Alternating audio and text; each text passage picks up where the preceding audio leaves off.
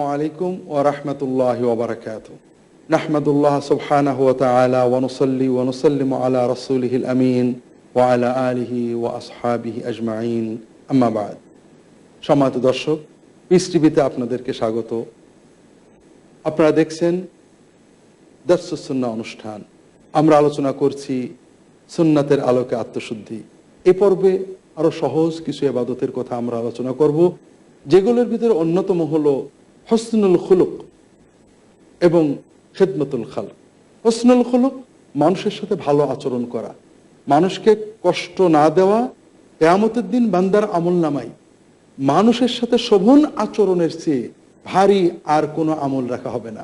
একজন মানুষ যদি শোভন আচরণ, সুন্দর আচরণের অধিকারী হয়, তাহলে এই আচরণ দিয়ে সে সারা রাত কিয়ামুল লাইল পালন করা, সালাতুল লাইল পালন করা, সারাদিন সিয়াম পালন করার যে সওয়াব, যে মর্যাদা, শুধু শোভন আচরণ, ভালো আচরণ, মানুষের সাথে অমায়িক ব্যবহারের মাধ্যমে সে এই পর্যায়ের মর্যাদা এবং সওয়াব অর্জন করে নেয়। আর খিদমতুল খালক হলো সৃষ্টির সেবা। আর আল্লাহ তাআলার প্রিয় ইবাদতগুলোর অন্যতম হলো সৃষ্টির সেবা। ফরজ অধিকার সৃষ্টির, এটা দিতে হবে, এটা ফরজ, এখানে কোনো বিকল্প নেই।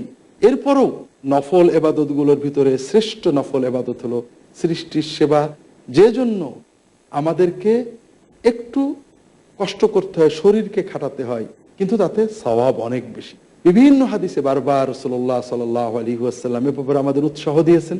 এক হাদিসে আব্দুল্লাহ ইবনে ওমর রাদিয়াল্লাহু তাআলা আনহু বলছেন, রাসূলুল্লাহ সাল্লাল্লাহু আলাইহি ওয়াসাল্লাম বলেছেন, আহাব্বুল ইবাদি ইলাল্লাহি আনফাউহুম, আল্লাহ তাআলার কাছে সবচেয়ে প্রিয় বান্দা, সবচেয়ে প্রিয় সৃষ্টি যে অন্য বান্দাদের বেশি উপকার করে। ইমাম তাবারানী হাদিসটা সংকলন করেছেন। শেখ নাসিরউদ্দিন আলবানী সহিহুল জামে সগীরে হাসান বলেছেন, রাসূলুল্লাহ সাল্লাল্লাহু আলাইহি ওয়াসাল্লাম কি বললেন? আল্লাহ তাআলার কাছে প্রিয়তমকে যে বান্দাদের বেশি খেদমত করে, বান্দাদের বেশি কল্যাণ করে। ওয়া আহাব্বুল আমালি ইলাল্লাহি সুরুরুন তুদখিলুহু ফি কলবি মুসলিম আও তাকদি আনহু দাইনান আও তাতরুদু আনহু জুআন আও তাকশিফু আনহু কুরবা। আল্লাহ তাআলার কাছে নফলের ভিতরে প্রিয়তম ইবাদত কি? কোন বিপদগ্রস্ত মানুষের বিপদ কাটিয়ে দেবে, চিন্তাক্লিষ্ট মানুষের মনের চিন্তা দূর করবে, ক্ষুধার্ত মানুষকে খাবার দেবে, ঋণগ্রস্ত মানুষকে ঋণ মুক্ত করবে। আল্লাহ তাআলার কাছে এর চেয়ে প্রিয় নেক আমল আর ওয়ালা আন আমশি মা আখি ফি হাজাতিল্লাহু আহাব্বু ইলাইয়া মিন আন আতাকিফা ফিল মসজিদি শাহরা। একজন মানুষের সাথে তার প্রয়োজনের জন্য কয়েক পা হেঁটে যাওয়া, রাসূলুল্লাহ সাল্লাল্লাহু আলাইহি ওয়াসাল্লাম বলছেন, আমার এই মসজিদে এক মাস ইতিকাফ করার চেয়েও আমার কাছে বেশি প্রিয়। ওমান কাদামা গায়দান ওয়া হুয়া ইস্তাতিউ ইউনাফিযহু মালা আল্লাহু কলবাহু আমনান ইয়াউমাল কিয়ামা। যে ব্যক্তি কারোর উপরে ক্রুদ্ধ হয়েছে, কারোর উপরে রাগ হয়েছে, যার উপরে রাগ হয়েছে তাকে শাস্তি দিতে পারে, রাগ বাস্তবায়ন করতে পারে, বাস্তবায়ন করার ক্ষমতা থাকা সত্ত্বেও রাগ সম্বরণ করে যদি তাকে মাফ করে দেয়, আল্লাহ তাআলা তাকে এত বড় নিয়ামত দেন, কিয়ামতের দিন তার অন্তরটাকে, তার হৃদয়টাকে শান্তি এবং আনন্দ দিয়ে পূর্ণ করে দেবেন। ওমান মাশা মা আখিহি ই হাজাতিল্লাহু হাত্তা ইউসবিতাহা লাহু সাব্বাতাল্লাহু কদামাহু ইয়াওমা তাজিল্লুল আকদাম। যদি কেউ তার ভাইয়ের সাথে হেঁটে যে তার প্রয়োজনটা মিটিয়ে দিয়ে আসে, কিভাবে?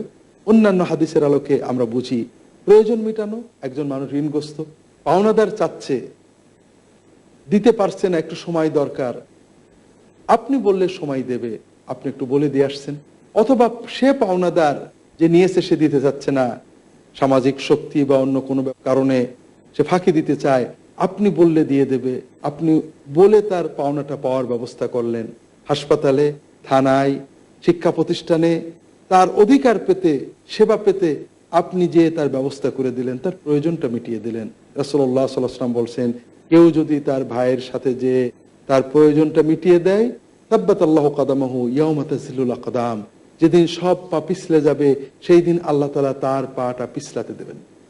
দর্শক, আল্লাহর সৃষ্টির সেবা সাধ্যমতো যতটুকু পারি, এটা আল্লাহর প্রিয় ইবাদত, এবং এই ইবাদতের মাধ্যমে আল্লাহ তাআলার আখিরাতের মর্যাদা, দুনিয়ার প্রেম এবং মানুষের ভালোবাসা, হৃদয়ের পরিশুদ্ধতা আমরা অর্জন করতে পারি।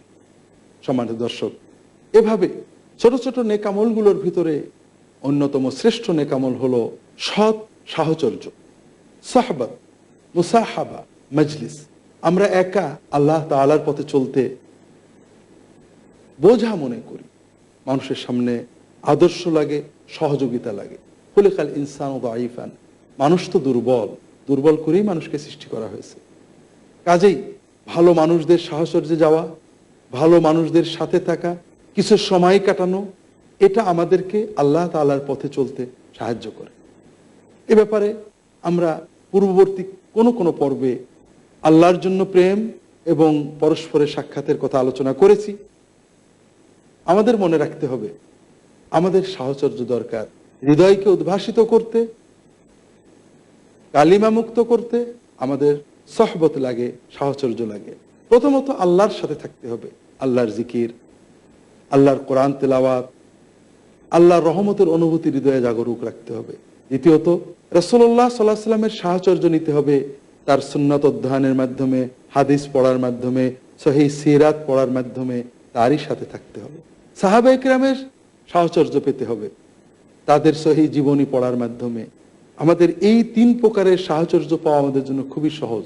আল্লাহর জিকির, কোরআন তেলাওয়াতের মাধ্যমে আল্লাহর সাথে থাকা, রাসূলুল্লাহ সাল্লাল্লাহু আলাইহি ওয়াসাল্লামের দরুদ পাঠ, তার সুন্নাহ অধ্যয়ন, তার সিরাত অধ্যয়নের মাধ্যমে তার সাথে সময় কাটানো, এবং সাহাবীদের জীবনী অধ্যয়নের মাধ্যমে সাহাবীদের সাথে সময় কাটানো, এগুলো আমাদের হৃদয়কে উজ্জীবিত করে।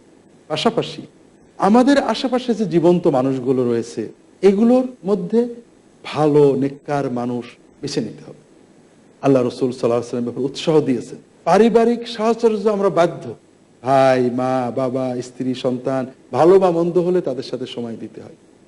কর্ম আমরা বাধ্য, কিন্তু বাছাই করা কিছু বন্ধু থাকবে যাদেরকে আল্লাহর জন্য ভালোবাসতে হবে, মাঝে মাঝে তাদের সাথে বসতে হবে।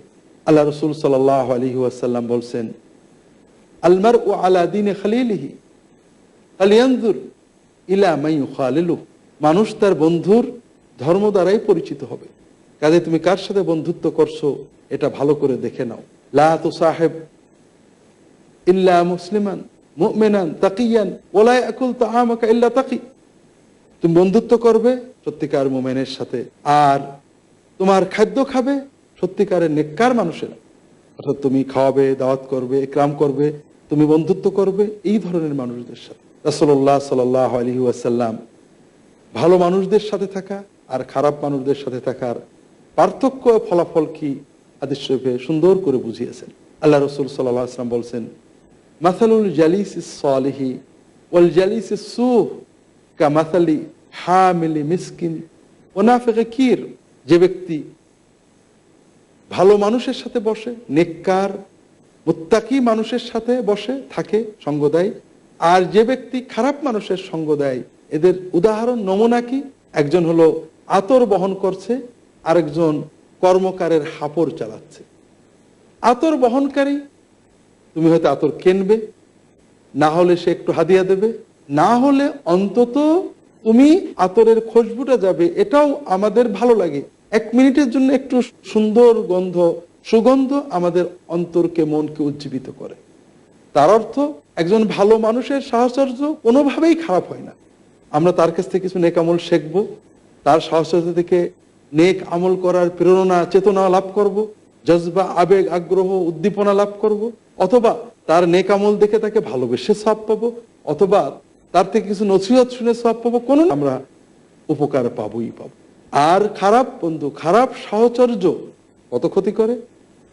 রাসূলুল্লাহ সাল্লাল্লাহু আলাইহি ওয়াসাল্লাম বলছেন, আর যে ব্যক্তি কর্মকারে হাফরে ফুল দিচ্ছে, আগুন জ্বালাচ্ছে, তোমার কাপড়ে আগুন ধরে যেতে পারে, তোমার দেহে আগুন ধরে যেতে পারে, আর কিছু না হলে অন্তত তোমার নাকের ভিতরে ওই খারাপ গন্ধ, গ্যাস, অক্সিজেন মুক্ত, ভালো বিশুদ্ধ নয় এমন দুর্গন্ধ বা বাতাস তোমার পেটে যাবে, তুমি তা লাভ করবে। দর্শক, আপনি আগুনের কাজ হচ্ছে, সেখানে ঢুকেছেন, সেখানে অক্সিজেন কমে গিয়েছে, হয় আপনি দূষিত বাতাস গ্রহণ করবেন, না হলে আপনি আগুনে কাপড় পরাবেন, না হলে কোনো হাদিসে ময়লা কাপড় ময়লা করে দেবে। কাজেই খারাপ বন্ধু, খারাপ সঙ্গীদের সাথে থাকা কোনো না কোনোভাবে আমাদের ক্ষতি করবে। তাই মুমিনের তাকওয়া অর্জনের জন্য, আত্মার বিশুদ্ধতা অর্জনের জন্য ভালো বন্ধুদের সাহচর্যে থাকা অত্যন্ত জরুরি। দর্শক, এক্ষেত্রে আমাদেরকে খুব ভালো করে বুঝতে হবে, আল্লাহ কোরআন কারীমে বলেছেন, ইয়া আইয়ুহাল্লাযীনা আমানুত্তাকুল্লাহা ওয়া কুনু মা'আস সাদিকিন, হে ঈমানদারগণ তোমরা আল্লাহকে ভয় করো আর সত্যবাদীদের সাথে থাকো। আমাদের একজন দাবি করলো আমি সত্যবাদী, এত প্রতারক। সমাজের মানুষেরা বলছে লোকটা সাদেকিন, সত্যবাদী। আমাকে দেখতে হবে আল্লাহ সত্যবাদীদের গুণ দিয়েছে। আল্লাহ কোরআন কারিমে বলেছেন, লাইসাল বিররা আন তুওয়াল্লু উজুহাকুম কিবালাল মাশরিকি ওয়াল মাগরিব ওয়ালাকিন্নাল বিররা মান আমানা বিল্লাহি ওয়াল ইয়াউমিল আখির ওয়াল মালাইকাতি ওয়াল কিতাবি ওয়ান নাবিয়্যিন ওয়া আতাল মালা আলা হুব্বিহি যাবিল কুরবা ওয়াল ইয়াতামা ওয়াল মাসাকিন ওয়াবনাস সাবিল ওয়াস সাইলিনা ফির রিকাব ওয়া আকামাস সালাতা ওয়া আতাজ যাকাতা ওয়াল মুফুনা বিআহদিহিম ইযা আহাদু ওয়াস সাবিরিনা ফিল বাসাই ওয়াদ দাররাই ওয়া হিনাল বাস উলাইকা আল্লাযিনা সাদাকু ওয়া উলাইকা হুমুল মুত্তাকুন। সাদেকিন কারা? আল্লাহ বিবরণ দিলেন। শুধু পূব দিকে মুখ ফিরালে, পশ্চিমে মুখ ফিরালে এটার নাম তাকওয়া নয়, এটার নাম দিন নয়। দিন হলো ঈমান, আমল, সবর, অন্যকে দেওয়া, এটা সমন্বিত নাম। আল্লাহ বলছেন নেককার কারা, সাদেকিন কারা? যারা ঈমান এনেছে আল্লাহর উপরে, ফেরেশতাদের উপরে, কিতাবের উপরে, আখিরাতের উপরে। আল্লাহ তাআলা সাদেকিন কারা তাদের বিবরণ দিয়েছেন। আল্লাহ তাআলা বলছেন যাদের ঈমান বিশুদ্ধ, আল্লাহর উপরে, ফেরেশতাদের উপরে, কিতাবের উপরে, নবীদের উপরে। শুধু ঈমান বিশুদ্ধ হলে হবে না, সম্পদ ব্যয় করে, দরিদ্রদের দেয়, এতিমদের দেয়, মুসাফিরদের দেয়, ব্যয় করে। আপনি দেখছেন ঈমান বিশুদ্ধ, সম্পদ ব্যয় করে, নিজের অর্জিত সম্পদ মানুষের কল্যাণে ব্যয় করছে, সালাত কায়েম করছে, যাকাত আদায় করছে। ওয়াল মুফুনা বিআহদিহিম ইযা আহাদু, চুক্তি পূর্ণ করে, মানুষের সাথে লেনদেনে, মুআমালাতে অত্যন্ত পূর্ণভাবে সততার সাথে চলে। ওয়াস সাবিরিনা ফিল বাসাই ওয়াদ দাররা, বিপদে কষ্টে সবর করে। ওয়া হিনাল বাস, লড়াইয়ে ধৈর্য ধারণ করে। এরাই হলো সাদিকিন, এরাই হলো মুত্তাকিন। কাজেই মুত্তাকিনকে কার সহবতে যেতে হবে? কোরআন দিয়ে, সুন্নাহ দিয়ে বেছে নিতে হবে।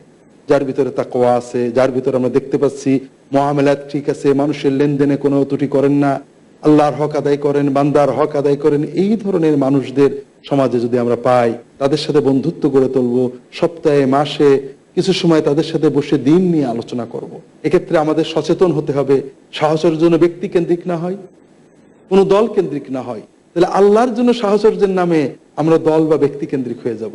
সাহাবাগণের যুগে, তাবেঈগণের যুগে, তাবেঈগণের যুগে কেউ এক ব্যক্তির সাহচর্য নিতেন না। কারণ আমাদের উদ্দেশ্য, আমাদের মোরাদ আল্লাহ এবং তার রসুল, ইবাদত করবো আল্লাহ, রসুল সাল্লাল্লাহু আলাইহি ওয়াসাল্লামের পদ্ধতিতে, সুন্নতে। এটা পাওয়ার জন্য আমরা বিভিন্ন নেককার মানুষের কাছে যেয়ে বসবো, তাদের কাছ থেকে নসিহত নেব, দলমত নির্বিশেষে আল্লাহর প্রিয় বান্দাদের সহবত নেওয়ার চেষ্টা করবো, ভালোবাসবো। এদিকে লক্ষ্য রাখতে হবে। এক ব্যক্তির সহবত নিলে, এক দলের সহবত থাকলে ওই ব্যক্তি বা দলের অকল্যাণগুলো, ভুল ত্রুটিগুলো ভিতরে ঢুকে পড়ে। সবচেয়ে বড়, আল্লাহ এবং তার রসুলের মাঝখানে তারা বাধা হয়ে দাঁড়ায়। অনেক সময় কোরআন সুন্নাহ বিরোধী কাজও ব্যক্তির প্রতি অতি ভালোবাসার কারণে, দলের প্রতি অতি ভালোবাসার কারণে আমরা নানান ব্যাখ্যা করে মেনে নেওয়ার চেষ্টা করি। আমাদের অন্তরে যতক্ষণ আল্লাহ এবং তার রসুল সাল্লাল্লাহু আলাইহি ওয়াসাল্লাম সবচেয়ে বড় থাকবেন, মাবুদের জায়গায় একমাত্র আল্লাহ, আর অনুসরণ অনুকরণের জায়গায় একমাত্র মুহাম্মদুর রাসূলুল্লাহ যতক্ষণ থাকবেন, ততক্ষণ আমাদের মুক্তিটা সহজ হবে, আল্লাহর পথে চলা সহজ হয়ে যাবে। আমরা আত্মশুদ্ধি প্রসঙ্গে আলোচনা করছিলাম। আমরা দেখলাম আত্মশুদ্ধি অর্জনের জন্য ফরজ নফল সবগুলো পালন করতে হবে, দিন পালন করতে হবে। আল্লাহ তাআলা আত্মশুদ্ধির জন্যই তার রাসূল সাল্লাল্লাহু আলাইহি ওয়াসাল্লামকে পাঠিয়েছিলেন। আর আত্মশুদ্ধি অর্জনের সিলেবাস, পাঠ্যক্রম আল্লাহ তাআলা কোরআন এবং সুন্নাহর মাধ্যমে দিয়েছেন। আল্লাহ কোরআনে বারবার ঘোষণা করেছেন যে রাসূলুল্লাহ সাল্লাল্লাহু আলাইহি ওয়াসাল্লাম আত্মশুদ্ধি অর্জন করিয়েছিলেন কিতাবুল্লাহ, কোরআন এবং তার হিকমা সুন্নাত দিয়ে। কাজে আমাদেরকে এগুলোর মাধ্যমে আত্মশুদ্ধি অর্জন করতে হবে। দর্শক, এখানে প্রশ্ন হলো, অনেকেই আত্মশুদ্ধি করার চেষ্টা করছেন। কার আত্মাটা শুদ্ধ হলো এটা কিভাবে জানবো? আমার আত্মা শুদ্ধ কিনা এটা আমি কিভাবে জানবো? আমাদের কাছে তিনটে মানদণ্ড রয়েছে রাসূলুল্লাহ সাল্লাল্লাহু আলাইহি ওয়াসাল্লামের বক্তব্যের আলোকে। একটা হাদিস আমরা দেখেছি, রাসূলুল্লাহ সাল্লাল্লাহু আলাইহি ওয়াসাল্লাম বলছেন, আনতা আবুদাল্লাহ কাআন্নাকা তারাহ, এমন ভাবে আল্লাহর ইবাদত করবে যেন তুমি দেখছো। যদি তুমি নাও দেখে থাকো তাহলে আল্লাহ তো তোমাকে দেখছেন। আমাদের ভিতরে এই চেতনা যখন বেশি আসবে, আমি আল্লাহ আমাকে দেখছেন প্রতিটি কর্মে, তখন আমরা বুঝতে পারবো আমাদের আত্মা শুদ্ধ হচ্ছে। অন্য হাদিসে দেখেছি রাসূলুল্লাহ সাল্লাল্লাহু আলাইহি ওয়াসাল্লাম বলেছেন, ফরজ এবং নফল ইবাদতের মাধ্যমে বান্দা যখন আল্লাহর প্রেম অর্জন করে, তখন তার হাত, তার পা আল্লাহর নিয়ন্ত্রণে চলে যায়, আল্লাহর ডিভাইন গাইডেন্স, আল্লাহর রব্বানি পথ নির্দেশনা লাভ করে। কাজেই যখন আপনি দেখবেন গীবত করতে গেলে জিহ্বাটা ব্যাখ্যা হয়ে আসে, করতে চায় না, পাপের দিকে হাত বাড়াতে গেলে হাত যেতে চায় না, পাপের দিকে তাকাতে গেলে চোখ নিচু হয়ে আছে, ইচ্ছা করলেও পাপ করতে মনটা ছাড়া দিতে চায় না, তখন আপনি বুঝবেন যে আপনার আত্মা শুদ্ধ হয়েছে। আর যদি দেখেন আপনি অনেক জিকির করেছেন, অনেক ইবাদত করেছেন, কিন্তু হারামের দিকে মন চাচ্ছে, কষ্ট হচ্ছে না, ওজনে কম দিতে খারাপ লাগে না, ভাই বোনের হক নষ্ট করতে খারাপ লাগে না, তাহলে বুঝতে হবে যে আমার আত্মশুদ্ধি অর্জন হয়নি। সম্মানিত দর্শক, রাসূলুল্লাহ সাল্লাল্লাহু আলাইহি ওয়াসাল্লাম আমাদেরকে আরেকটা মানদণ্ড দিয়েছেন। তিনি বলেছেন, আকমালুল মুমিনিনা ঈমানান আহসানুহুম খুলুকান। রাসূলুল্লাহ সাল্লাল্লাহু আলাইহি ওয়াসাল্লাম বলছেন, মুমিনদের ভিতরে তার ঈমানই পূর্ণ হয়েছে যার আচরণ সবচেয়ে সুন্দর। যদি আপনি দেখেন যে আপনি অনেক জিকির করেন, অনেক দান করেন, অনেক ইবাদত করেন, কিন্তু মানুষের সাথে কর্কশ আচরণ করতে আপনার মোটেও খারাপ লাগে না, গালি দিতে, গীবত করতে, মানুষের কষ্ট দিতে, রাগ করতে, অশোভন আচরণ আপনার কাছে খুব বিরক্তিকর নয়, অর্থাৎ আপনি অন্যের থেকে পাবেন না, অন্যের সাথে আপনি খারাপ আচরণ করেন, আপনার মনে এটা খারাপ লাগে না, এটা স্বাভাবিক মনে হয়, তাহলে বুঝতে হবে আপনার ঈমানের পূর্ণতায়, আত্মশুদ্ধির পূর্ণতায় ত্রুটি রয়ে গেছে। আপনি দেখেন যে আপনার ফরজ নফল ইবাদতের পাশাপাশি মানুষের সাথে শোভন আচরণ করলে আপনার খুব ভালো লাগে, মানুষের সাথে হাসি মুখে থাকলে আপনার খুব ভালো লাগে, কাউকে কষ্ট দিলে মনটা অস্থির লাগে, মনে হয় কখন মাপ চেয়ে নেব, কারোর বিরুদ্ধে গীবত করতে মন সাড়া দেয় না, কারোর সাথে খারাপ আচরণ করতে, কর্কশ কথা বলতে মন সাড়া দেয় না, তাহলে আপনি বুঝবেন যে আপনার আত্মশুদ্ধি অর্জন হতে চলেছে। আল্লাহ শুকরিয়া কর। এটাই হলো আত্মশুদ্ধি অর্জনের জন্য আমাদের মানদণ্ড, যে আমরা আল্লাহকে দেখতে পাচ্ছি, আল্লাহ আমাকে সবসময় দেখছেন, এই অনুভূতি অর্জন করতে হবে। আপনি অনেক ইবাদত করেছেন, অনেক ঘন্টা জিকির করেছেন, কিন্তু আপনি পাপে চলে যাচ্ছেন, আপনার পাপ করতে দ্বিধা লাগছে না, ওজনে কম দিচ্ছেন, ফাঁকি দিচ্ছেন, সুন্নত নষ্ট করছেন, স্ত্রীর অধিকার নষ্ট করছেন, মানুষের অধিকার নষ্ট করছেন, নিজের জীবনে অনেক পাপ করছেন, মোটেই কষ্ট লাগছে না, তাহলে আপনি হয় প্রতারক, অথবা পাগল, অথবা প্রতারিত। কারণ আপনার ভিতরে আত্মশুদ্ধি আসেনি, যেটা রাসূলুল্লাহ সাল্লাল্লাহু আলাইহি ওয়াসাল্লাম মানদণ্ড দিলেন যে তোমার অবস্থাটা এমন হতে হবে যে তুমি যেন আল্লাহকে দেখছো, তুমি ব্যবসা করছো আল্লাহকে দেখছো, তুমি ওজন করছো আল্লাহকে দেখছো, তুমি স্ত্রীর সাথে কথা বলছো আল্লাহকে দেখছো, আল্লাহ তো দেখছে, আমি খারাপ কথা বললে কেউ দেখবে না, আল্লাহ দেখবেন। আর এই জন্যই তো রাসূলুল্লাহ সাল্লাল্লাহু আলাইহি ওয়াসাল্লাম বলে দিলেন যে মুমিনদের ভিতরে পূর্ণ মুমিনকে, যে লৌকিকতার বাইরেও, পরিবারের ভিতরেও খারাপ কথা বলতে ভয় পায়, আল্লাহর ভয়ে সেখানেও সে স্ত্রীর সাথে, স্বামীর সাথে সুন্দর আচরণ করে, এরই ঈমান পূর্ণ হয়েছে, এরই আত্মশুদ্ধ পূর্ণ, এরই আত্মশুদ্ধি পূর্ণতা লাভ করেছে। আল্লাহ রাসূল সাল্লাল্লাহু আলাইহি ওয়াসাল্লাম জানিয়ে দিলেন, যদি আপনার আত্মশুদ্ধি অর্জিত হয়ে থাকে, তাহলে আপনার হাত, আপনার চোখ, আপনার পা আল্লাহ তাআলার পক্ষ থেকে পথ নির্দেশনা পাবে। আপনার হাত পাপের দিকে যেতে গেলে বাধা আসবে, আপনার চোখ পাপের দিকে তাকাতে গেলে বাধা আসবে, ভালোর দিকে যেতে গেলে মনটা প্রফুল্ল হয়ে উঠবে, উৎফুল্ল হয়ে উঠবে। আপনি কি তা অনুভব করেন? যদি করেন তাহলে বুঝবেন যে আপনি আত্মশুদ্ধির পথে চলেছেন। আর যদি না হয় তাহলে বুঝতে হবে যে আপনি আত্মশুদ্ধির পথে চলছেন না, আপনি ভুল পথে চলছেন। আর এই ভুল আর সঠিকের মানদণ্ড তো একটাই, সেটা হলো মুহাম্মদুর রাসূলুল্লাহ সাল্লাল্লাহু আলাইহি ওয়াসাল্লাম। দর্শক, আল্লাহর প্রেম অর্জন, আত্মশুদ্ধি অর্জন, এজন্য সব কিছু সহজ হয়ে যাবে যখন আমরা রাসূলুল্লাহ সাল্লাল্লাহু আলাইহি ওয়াসাল্লাম এবং তার সাহাবীগণকে মানদণ্ড রাখবো, তাদের পথেই চলতে থাকবো। অল্প জিকির করেছি কিন্তু সুন্নত মোতাবেক করেছি, অল্প তাহাজ্জুদ পড়েছি, সুন্নত মোতাবেক করেছি, রাসূলুল্লাহ সাল্লাল্লাহু আলাইহি ওয়াসাল্লামের সুন্নাহ পদ্ধতিতে, সাহাবীদের সুন্নাহ পদ্ধতিতে অল্প দরুদ পড়েছি, অল্প সালাম পড়েছি, অল্প তাহাজ্জুদ পড়েছি, দেখবেন এর প্রভাব আপনার হৃদয়ে অনেক ব্যাপক হয়ে যাবে। যেমন বিশুদ্ধ খাবার অল্প হলেও দেহের জন্য তা অনেক বেশি পুষ্টি আনে, আর ভেজাল খাবার, কার্বোহাইড্রেট মিশানো খাবার, ফরমালিন মিশানো খাবার অনেক খেলেও সুস্থতার বিপরীতে অসুস্থতা, ফুড পয়জনিং বা মৃত্যু আনে। ঠিক তেমনই বিদআত মিশ্রিত নেকামল, শিরিক মিশ্রিত নেকামল, হয়তো গণনায় অনেক অনেক ইবাদত করছি, কিন্তু অহংকার তো দূর হচ্ছে না, লোভ দূর হচ্ছে না, মুমিনের প্রতি ভালোবাসা আসছে না, কারণ আমি তো ভুল পথে চলেছি, সুন্নাহ অনুযায়ী চলতে পারছি না। দর্শক, রাসূলুল্লাহ সাল্লাল্লাহু আলাইহি ওয়াসাল্লামের সুন্নাহ অনুযায়ী ফরজ ইবাদত পালনের পাশাপাশি নফল ইবাদত পালনের মাধ্যমে, সুন্নাহ পদ্ধতিতে চলার মাধ্যমে আমরা আত্মশুদ্ধি অর্জন করব, এবং এভাবেই আল্লাহ তাআলার প্রেম অর্জন করব। আল্লাহ তাআলার প্রেম অর্জন দুনিয়াতে যেমন অত্যন্ত শান্তি এবং বরকতের বিষয়, আখিরাতের মর্যাদার বিষয়। আর সবচেয়ে বড় কথা, এটা আমাদের জীবনের বড় পাওয়া, কারণ মহান আল্লাহর প্রেম আমাদের জীবনকে শান্তিতে পরিপূর্ণ করে, আখিরাতকে নিয়ামতময় করে দেয়। আর এটা সবচেয়ে সহজ, শুধু ঈমান এবং তাকওয়ার পূর্ণতা, আর এর মাধ্যমে আমরা পাবো সংখ্যাহীন ভয়হীন জীবন। আলা ইন্না আউলিয়া আল্লাহি লা খাউফুন আলাইহিম ওয়ালা হুম ইয়াহজানুন আল্লাযীনা আমানু ওয়া কানু ইয়াত্তাকুন। সাবধান, সতর্ক হয়ে থাকো তোমরা, আল্লাহর ওলিদের কোনো ভয় নেই, তাদের কোনো দুশ্চিন্তাও নেই। তারা কারা? যারা ঈমান এনেছে এবং তাকওয়া অর্জন করেছে। লাহুমুল বুশরা ফিল হায়াতিদ দুনিয়া ওয়া ফিল আখিরাহ। তাদের জন্য রয়েছে সুসংবাদ এই দুনিয়াতে এবং আখিরাতে। আল্লাহ তাআলা আমাদের সকলকেই আল্লাহ তাআলার বেলায়েত আত্মশুদ্ধি সুন্নাহ মোতাবেক অর্জনের তৌফিক দান করুন, আমিন। দর্শক, দীর্ঘ অনেক পর্বে আমরা আলোচনা করলাম সুন্নাহর অনুসারে সুন্নাহর আলোকে আত্মশুদ্ধি অর্জনের কথা। আমরা আল্লাহ তাআলার কাছে দোয়া করি এই কথাগুলো অনুধাবন করা, পালন করা এবং এভাবে পরিপূর্ণ সুন্নাহ পদ্ধতিতে আল্লাহ তাআলার প্রেম, আত্মার বিশুদ্ধতা এবং পবিত্র জীবন অর্জনের তৌফিক আল্লাহ তাআলা আমাদেরকে দান করুন, আমিন। আল্লাহ তাআলা কোরআন কারিমে বলেছেন, মান আমিলা সালিহান মিন যাকারিন আও উনসা ওয়া হুয়া মুমিনুন ফালানুহইয়ান্নাহু হায়াতান তাইয়্যিবাহ ওয়া লানাজজিয়ান্নাহুম আজরাহুম বিআহসানি মা কানু ইয়ামালুন। কোন নারী অথবা পুরুষ যদি সে নেক কর্ম করে তার ঈমানের বিশুদ্ধতা সহ, তাহলে আমি তাকে পবিত্র জীবন দান করব এবং তার সকল নেক কর্মের পুরস্কার সর্বোত্তম ভাবে দান করব। দর্শক, নেক আমলটা সুন্দর কিনা এটার একমাত্র মানদণ্ড মুহাম্মদুর রাসূলুল্লাহ সাল্লাল্লাহু আলাইহি ওয়াসাল্লাম।